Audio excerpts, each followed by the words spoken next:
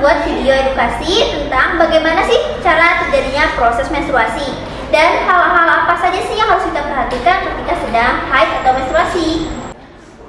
Hai, nama saya Dewi dan ini anggota-anggota saya. Hai, saya Keva. Hai, saya Lydia. Hai, saya Fania. Hai, saya Gita. Hai, saya Dinda. Hai, saya Mary. Jadi saya akan menjelaskan bagaimana sih terjadi proses menstruasi. Menstruasi adalah pendarahan yang terjadi secara periodik yang berlangsung selama 14 hari setelah ovulasi akibat terlepasnya lapisan dinding endometrium. Untuk menstruasi biasanya terjadi pada anak usia remaja sekitar 9-12 tahun, paling lambat kurang lebih usia 15 tahun. Di sini saya akan membahas tentang proses menstruasi. Yang pertama, ketika sel telur yang dihasilkan dari ovarium akan menuju tuba fallopi. Saat sel telur dibuahi oleh sel sperma, maka akan terjadi zigot dan bakal bayi.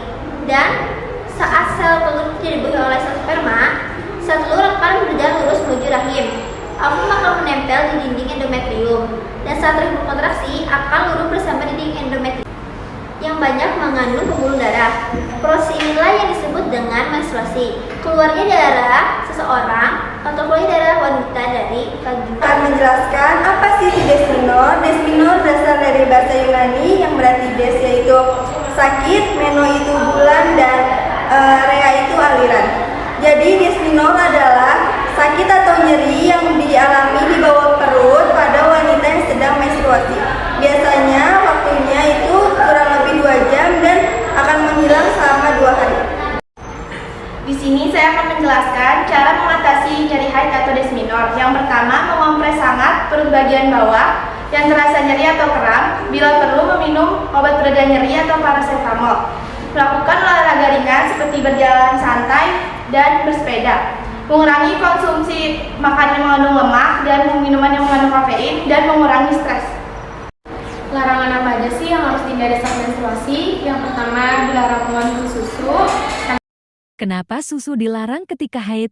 Karena kandungan gas yang banyak dalam perut, pengaruh hormon dapat diperburuk dengan mengonsumsi susu secara berlebihan. Yang kedua, dilarang berdiam diri. Yang ketiga, dilarang begadang. Yang keempat, dilarang memakai pembalut terlalu lama. Yang kelima, dilarang mengkonsumsi kafein. Kondisi abnormal saat haid. Yang pertama ada volume menstruasi yang berlebihan. Yang kedua ada melambatnya menstruasi. Yang ketiga ada nyeri haid yang berlebihan. Yang keempat ada pendarahan saat tidak haid. Di sini saya akan mempraktekkan cara kompres hangat. Kompres hangat itu terdiri dari 2 macam, yaitu kompres hangat kering dan kompres hangat lembab. Kompres hangat kering yaitu menggunakan bantal pemanas dan botol panas, lalu kompres hangat lembab itu menggunakan handuk kecil yang direndam air panas.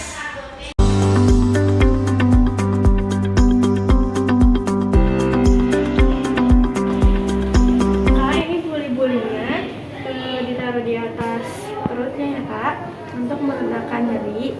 Jika airnya sudah tidak hangat, Kakak bisa panggil saya.